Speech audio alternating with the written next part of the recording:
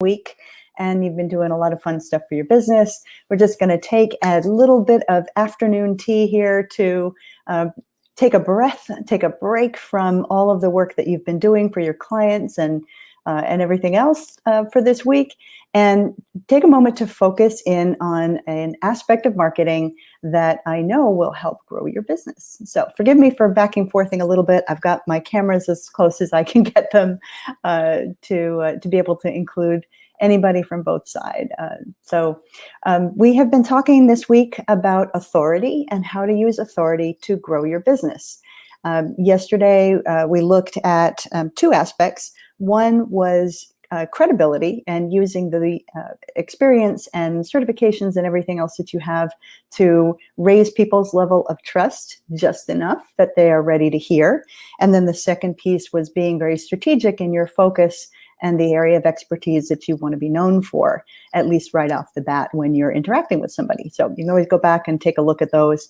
Today, we're going to drill down a little bit further. We're going to look at visibility and how visibility can help with your business. So grab your tea. Mine is, I don't know, direct from England. It actually got flown here for my birthday, thanks to my daughter, and some homemade biscotti. So, hopefully, I usually forget to eat and drink. So I'm going to grab my sip right now. And hopefully you will too. And let me know in the comments if you're in the Holly Springs area or Apex area, Fuquay Arena area, we are thinking about maybe doing one of these live. So if that is live in a location right in probably in Holly Springs or something. So let me know if you'd be game for that, and we'll see if we can organize it. Anyway, so visibility, very important. Here's the thing, like when you are thinking about how you can grow authority, the very first thing that has to happen, of course, is people have to know who you are. Duh. They have to know who you are, they have to know what you are good at, and they have to start to build that trust. If in a lot of cases we find that we get into a routine, a little, I'll call it a rut, but we'll be generous and say it's a routine of who we talk to, of how we are networking, of where we're posting and where we're putting our content, where we're putting our messages. Unless you are a seasoned salesperson, if you've gone into business, a service business, even if you're pretty experienced at it, it's very easy to get confident with the area in which you are well known. But generally speaking, you need to expand your audience, become visible across a broader sphere. So how do you do that? How do you start to think about becoming visible somewhere else? The very first thing that you might want to do is jot down a few answers to a few questions. Well, take one. Think about your referral partners. Who are the people that are the best sources of referrals? Those who are also close to the people that are your best prospects. Where are they showing up? Where are they networking? How can you be of value to them? You can think of online groups. You can think of offline groups like networking events. You can look at civic associations. I'm in the Rotary, there's Kiwanis, there are many other kinds of civic associations like that are made up of business leaders who are there adding value to their community. So you can expand your audience by connecting with them. Your Chamber of Commerce or neighboring towns' Chamber of Commerce.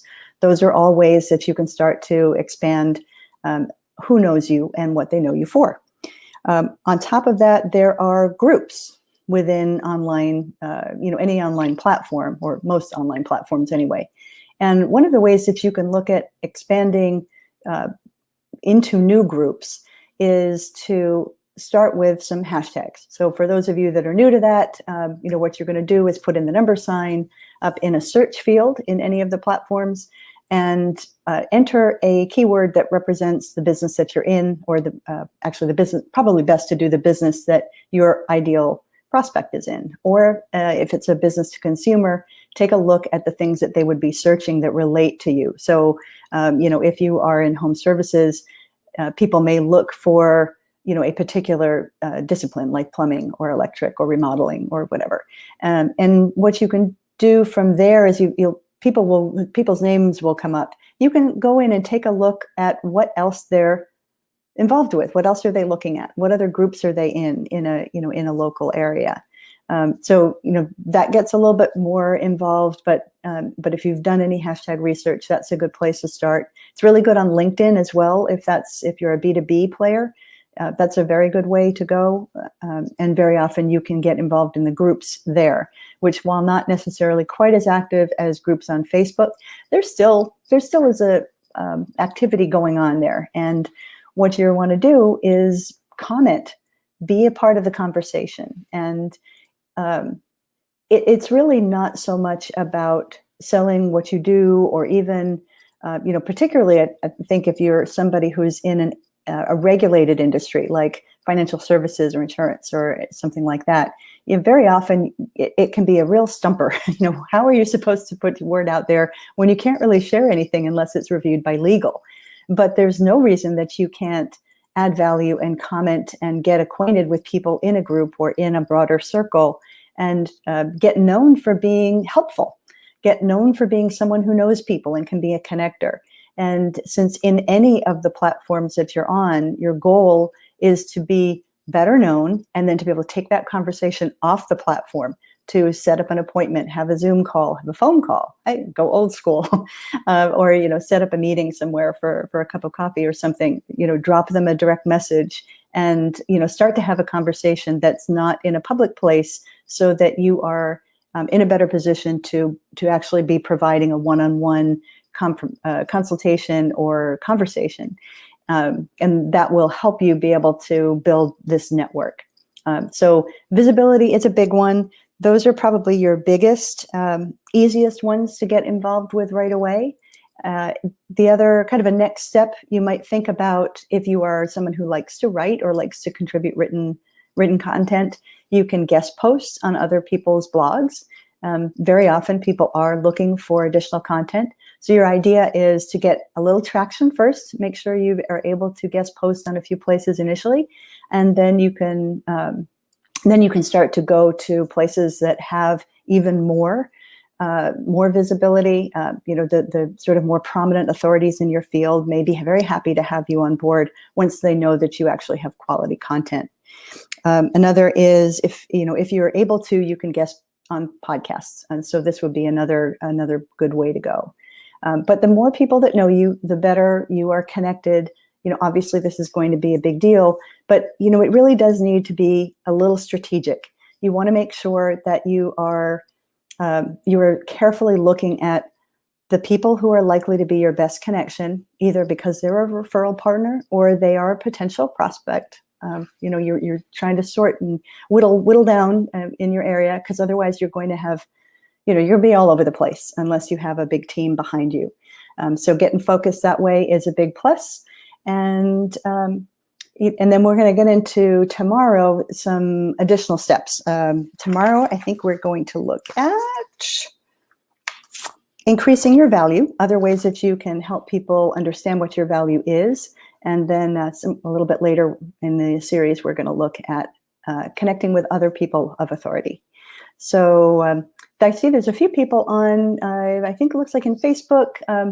I can't actually see you unless you comment. I can't see who you are in my thing. So if you have a question or anything, drop it in the chat. If not, I certainly will be able to come back afterwards and connect. And let's see, if I don't see anything pop up, I know sometimes that can take a little bit.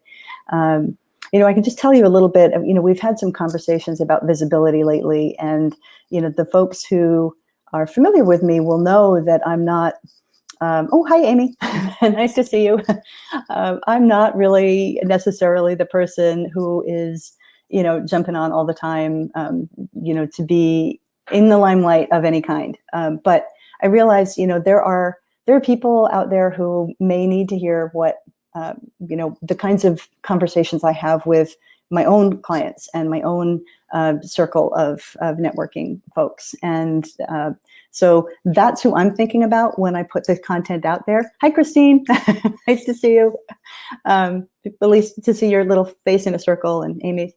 And when you're thinking about how do you go about being visible, that's a really good way to trying to get past that hurdle. Like, it's really not about us. It's not about me. It's not about, anybody who's out there. It's about the connection you can make.